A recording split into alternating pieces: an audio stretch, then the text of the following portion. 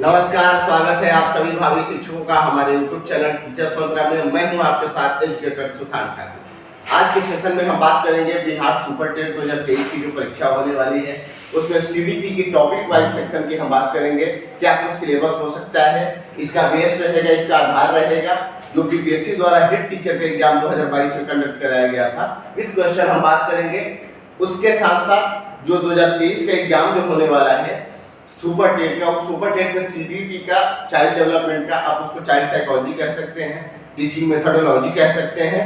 इन सब बातों का मतलब एक ही है कि आप बच्चों के बारे में पढ़ रहे हैं, बच्चों से रिलेटेड उनकी समस्याओं का, उनकी जिज्ञासा का, उनके इंडिविजुअल डिफरेंस के ऊपर, उनके स्टेजेस के अनुसार क्या कुछ डेवलपमेंट होती है, इन सभी के बारे में जिन सब्जेक्ट में, जिन विषयों में आप पढ़ते हैं और child development, child psychology, teaching methodology भी जाना जाता है। इसमें आपसे टीचिंग एप्टीट्यूड भी पूछा जाता है, ये शिक्षक का क्या कुछ रवैया होना चाहिए एक छात्र के साथ, क्या कुछ बिहेवियर, क्या कुछ बर्ताव होना चाहिए जिससे पॉजिटिव इंपैक्ट पड़े बच्चों पे।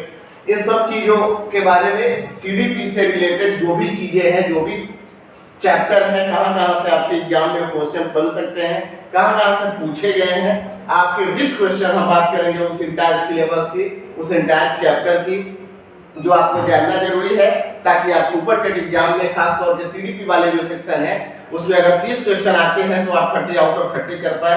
अगर दो पार्ट में बट करके अगर 75 नंबर के आते हैं तो आप एटलीस्ट 60 से ज्यादा नंबर आप ले पाए। एक बेहतर स्कोरिंग जो सब्जेक्ट है वह हमारा सीडीपी है, क्योंकि सीडीपी आप पहले से ही, चाहे आप डीएलएड किए हो, बीएड किए हो, आपने उसमें भी पढ़ा हुआ है, आपने सीटेट के टाइम में भी इसको पढ़ा हुआ है, तो कहीं ना कहीं आप इस सब्जेक्ट से फैमिलियर है। जो आपके आगे आने वाले जो सब्जेक्ट है सुपर टेट, जो एग्जाम है सुपर टेट, उसमें ये वाला सब्जेक्ट जो है आपका स्कोरिंग सब्जेक्ट होने वाला है। तो चलिए इसको और भी मजेदार और भी इंटरेस्टिंग बनाते हैं और बात कर लेते हैं ओवरऑल सिलेबस की, और विद क्वेश्चन बात करेंगे। और वो क्वेश्चन हमारा सामान्य क्वेश्चन नहीं होगा, बल्कि बीपीएससी द्वारा जो हेड टीचर के एग्जाम में 2022 में जो क्वेश्चन पूछे गए हैं वो क्वेश्चन आपके हर एक चैप्टर से, जिस चैप्टर से आपसे क्वेश्चन पूछे जाएंगे उस चैप्टर के क्वेश्चन भी आए हुए हैं जो आप स्क्रीन पे देख सकते हैं।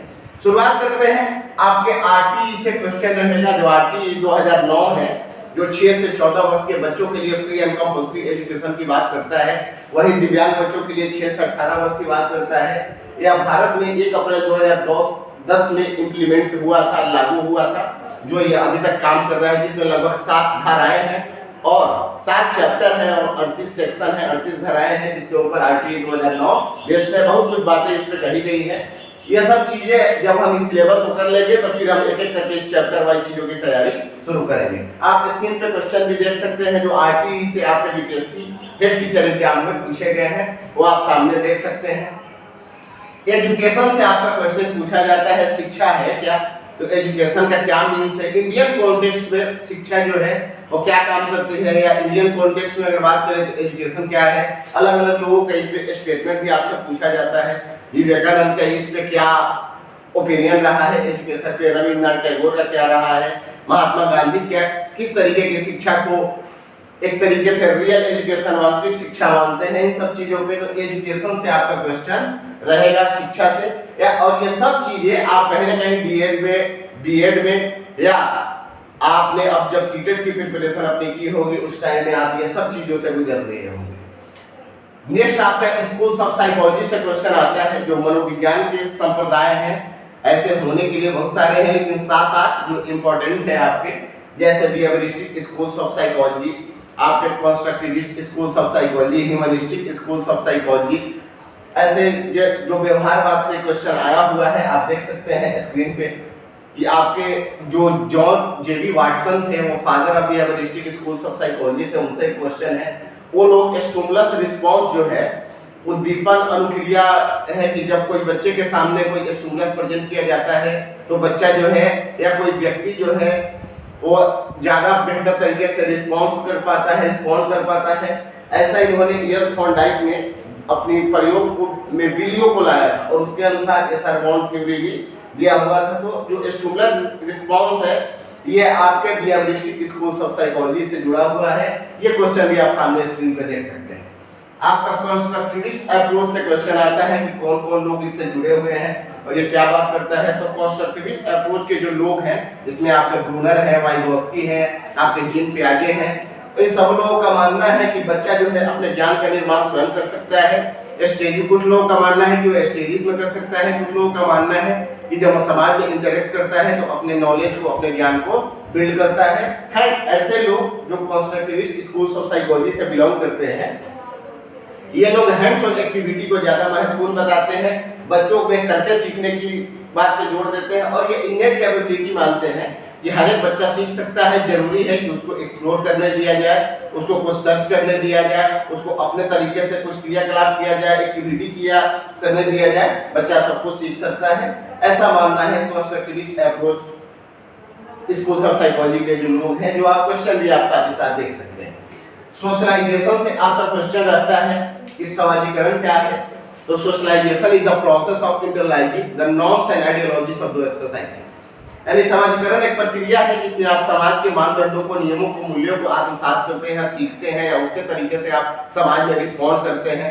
इसके कई टाइप्स भी है, 5 प्रकार हैं सोशलाइजेशन के: प्राइमरी, सेकेंडरी, एंटीसिपेटरी, डेवलपमेंटल, रिसोशलाइजेशन। इससे आपको क्वेश्चन पूछे गए हैं, आप देख सकते हैं। फिर आपका ग्रोथ एंड डेवलपमेंट आता है, जो वृद्धि और विकास है। यानी एक व्यक्ति के जन्म के पहले से भी आप कह सकते हैं, वहां से लेकर 20 वर्ष की अवस्थाओं तक उसके शारीरिक पक्ष में जो भी परिवर्तन आते हैं वो आपका ग्रोथ कहलाता है।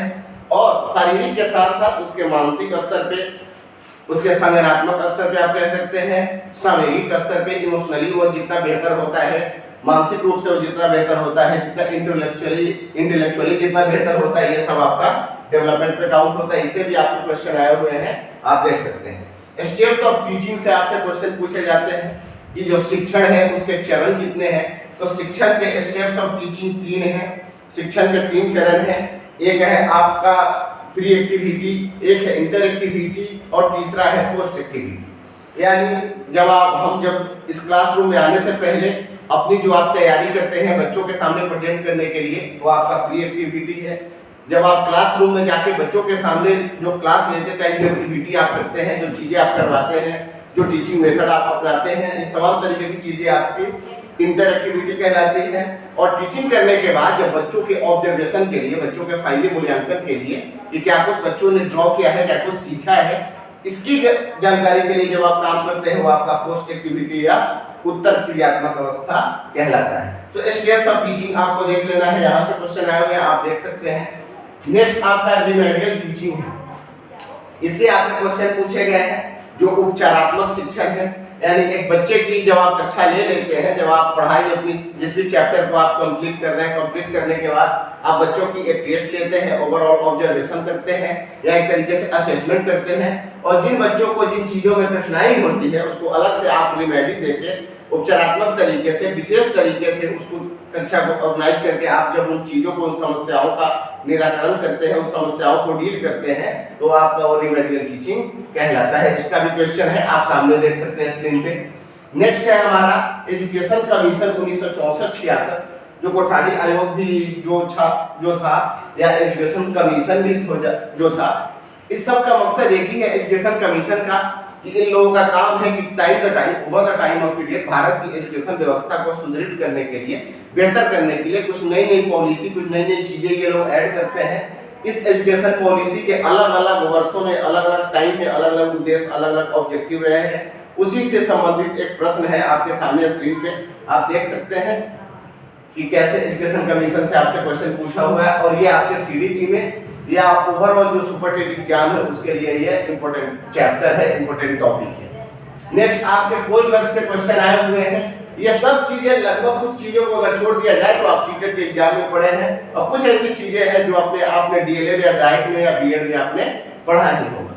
कोलबर्ग थ्योरी से आपका क्वेश्चन है। लॉरेंस कोलबर्ग जो एक अमेरिकन डेवलपमेंटल साइकोलॉजिस्ट है, जिन्होंने मॉडर्न डेवलपमेंट थ्योरी दिया है। इनका एक नैतिक विकास का सिद्धांत है। इन्होंने 4 वर्ष से लेकर और 16 वर्ष तक के बच्चे को एक टास्क दिया था, एक डिलेमा के सिचुएशन दिया था, और उस सिचुएशन पे जो बच्चों ने जो रिस्पॉन्ड किया, जो आंसर किया, जो बातें उसने बताई, उस सिचुएशन के बेसिस पे इससे प्रभावित होकर या इससे कंक्लूजन ड्रॉ करके इन्होंने 3 लेवल और 6 स्टेजेस दिए हैं टोटल मॉडल डेवलपमेंट थ्योरी में। तो आप कोलबर्ग की थ्योरी से भी क्वेश्चन आए हुए हैं, आप सामने देख सकते हैं।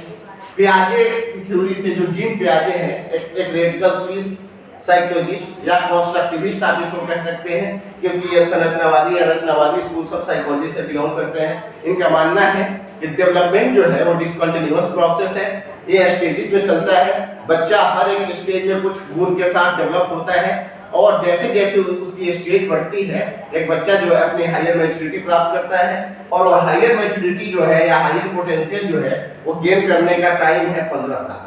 यानी 15 वर्ष की अवस्था में बच्चा जो है अपनी हायर मेंटल जो एक तरीके से जो उसकी पोटेंशियल है या आप कह सकते हैं कि उच्च मानसिक क्षमता जो है वो 15 वर्ष की उम्र तक प्राप्त कर लेता है और ये हेरिडिटी को अनुवांशिकता को काफी महत्व देते हैं। इनके थ्योरी से भी क्वेश्चन आए हुए हैं। अब इन्होंने बात चाइल्ड डेवलपमेंट के या बच्चों के विकास की 4 अवस्थाएं बताई हैं, sensory motor stage, pre operational stage, concrete operational और फॉर्मल ऑपरेशनल। जिससे आपको कॉन्क्रीट ऑपरेशनल से क्वेश्चन है, आप देख सकते हैं कि उसमें कंजर्वेशन जो है, कंजर्वेशन क्लासिफिकेशन और सीरियसन जो है, ये कॉन्क्रीट ऑपरेशनल स्टेज की एक बहुत बड़ी या एमिनेंट कैरेक्टरिस्टिक्स है जिससे संबंधित आपसे क्वेश्चन पूछे गए, आप स्क्रीन पे देख सकते हैं।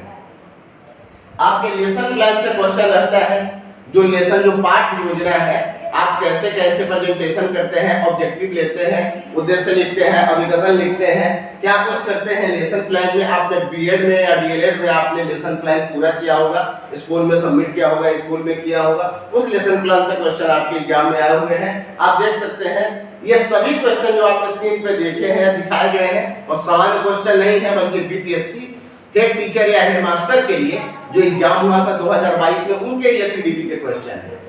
आपके इंटेलिजेंस से क्वेश्चन रहता है, बुद्धि से, बुद्धि है क्या, इसके अलग अलग थ्योरीज है, हार्वर्ड गार्डनर की बहुबुद्धि सिद्धांत है, उससे ऊपर भी एक क्वेश्चन आप देख सकते हैं कि हार्वर्ड गार्डनर जो है वो किस प्रकार 8 प्रकार की इंटेलिजेंस की बात करते हैं।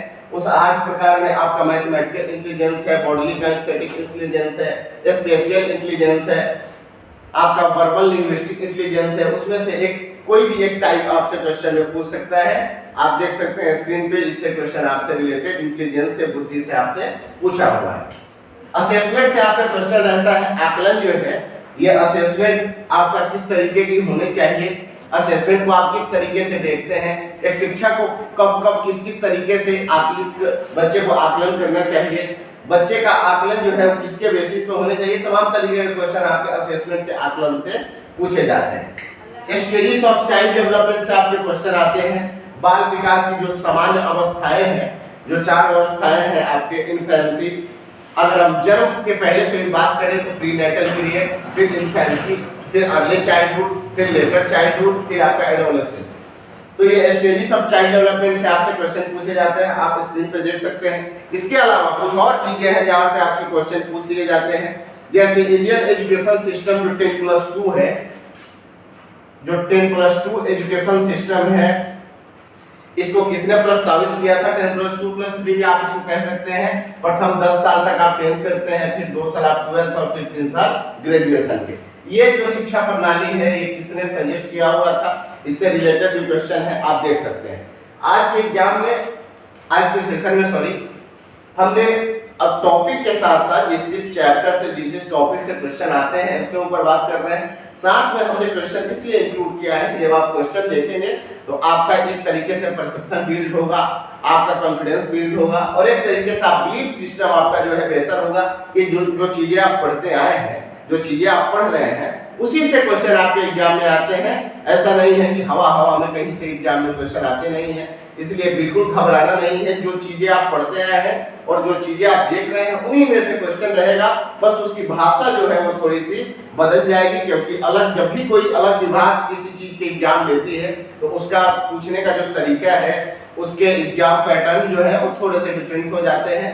और एग्जाम पैटर्न का क्या मतलब, क्वेश्चन पूछने के जो मेथड है, जो वे ऑफ क्वेश्चनिंग है वो थोड़ा सा डिफरेंट हो जाता है। आपके टॉपिक, आपके चैप्टर वही रहते हैं।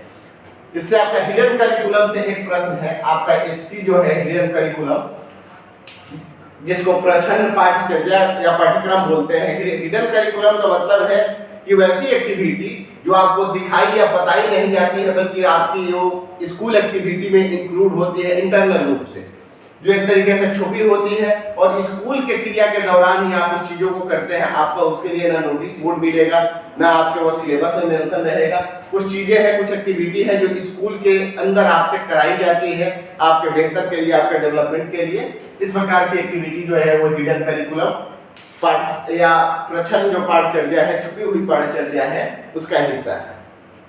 ये जितनी भी टॉपिक पे हम लोगों ने बात किया है, जहां जहां से क्वेश्चन आपके बन सकते हैं, रिमेडियल टीचिंग पे हम लोगों ने बात कर लिया है। एक और है एलडी, जो लर्निंग डिसेबिलिटी है, अधिगम अक्षमताएं हैं, जिसमें आपका डिसलेक्सिया आता है, जिससे आप संबंधित क्वेश्चन भी देख सकते हैं।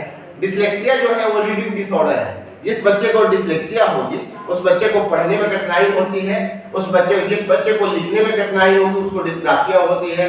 कुछ बच्चे को भाषा को प्रोड्यूस करने में, उच्चारित करने में, सुनने में, कॉम्प्रिहेंड करने में समस्या होती है।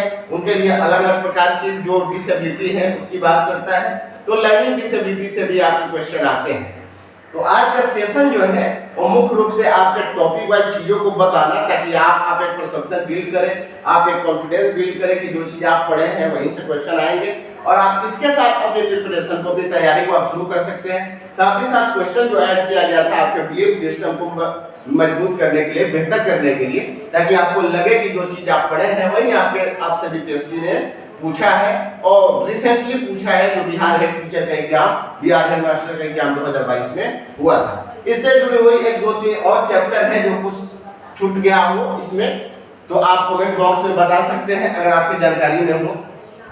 इसके अलावा कुछ चीजें और हैं, जैसे आप पढ़ सकते हैं, जैसे कुछ लोगों की थ्योरी है, कुछ लोगों का स्टेटमेंट है, कुछ बुक राइटर के नेम आपसे पूछ लिए जाते हैं, उनको भी आपको इंक्लूड कर देना है। ओवरऑल यही एक सिलेबस है टॉपिक वाइज, जो आपसे सीडीपी में पूछे जाएंगे आपके सुपर टेट एग्जाम में, जिसका एकदम प्रूफ है, बिल्कुल प्रूफ है, अप्रोप्रिएट प्रूफ है आपका बिहार के टीचर का एग्जाम 2022। तो ये सेशन, उम्मीद है कि यह सेशन आप लोगों को पसंद आया होगा, तथा आपकी तैयारी को शुरू करने के लिए, आपके प्रिपरेशन को इनिशिएट करने के लिए आज का सेशन जो है काफी हेल्पफुल होने वाला है। अगर वीडियो पसंद आया हो तो चैनल को लाइक, शेयर एंड सब्सक्राइब करना ना भूलें। तो आज के सेशन के लिए इतना ही।